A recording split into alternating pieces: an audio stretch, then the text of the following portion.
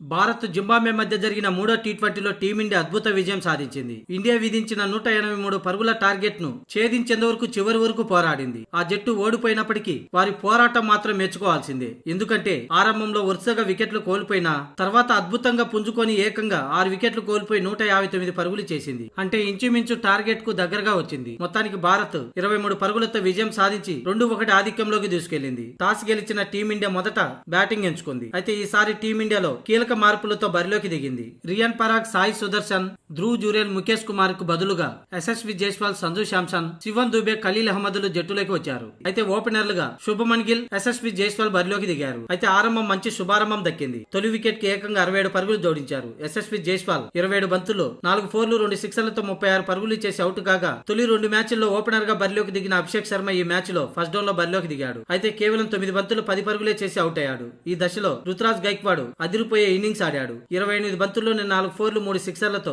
Half సెంచరీకి ఒక్క పరుగు దూరంలో అవుట్ అయ్యాడు. అంటే 49 పరుగులు చేశాడు. ఇక మరో ఎండులో శుభమన్ గిల్ నిదానంగా ఆడుతూ హాఫ్ సెంచరీని పూర్తి చేసుకున్నాడు. 49 బంతుల్లో 7 ఫోర్లు 3 సిక్సర్లతో 66 పరుగులు చేసి అవుట్ కాగా చివరిలో శాంసన్, రింకు సింగ్ నాట్అవుట్ గా నిలిచారు. మొత్తానికి 20 ఓవర్లలో 4 వికెట్లు కోల్పోయి 182 పరుగులు చేసింది. ఇక ఆ లక్ష్యాన్ని ఛేదించే క్రమంలో జింబాబ్వే తొలి నుంచే వికెట్లను కోల్పోయి పీకల్లోతు కష్టాల్లో పడింది. 39 పరుగులకి 5 వికెట్లను కోల్పోయింది. డిఎన్ మేయర్స్ అద్భుత బ్యాటింగ్ చేశాడు. ఘోరంగా ఓడిపోవాల్సిన మ్యాచ్ ని చివరి వరకు తీసుకొచ్చాడు. 49 బంతుల్లో 7 ఫోర్లు 1 సిక్స్ తో 65 పరుగుల నాట్అవుట్ తో నిలిచాడు. అతనికి తోడు క్లైవ్ మడెండే 26 బంతుల్లో 37 పరుగులతో రాణించడంతో ఆ జట్టు ఓడిపోయిన గౌరవప్రదమైన స్కోర్ తో నిలిచింది. 6 వికెట్లు కోల్పోయి 159 పరుగులు చేసింది. దీంతో భారత్ 23 పరుగుల తేడాతో గెలిచి 2-1 ఆధిక్యంలో నిలిచింది. టీమిండియా బౌలర్లో వాషింగ్టన్ సుందర్ కు 3 వికెట్లు, అవేస్ ఖాన్ కు 2, అలాగే ఖలీల్ అహ్మద్ కు 1 వికెట్ దక్కింది.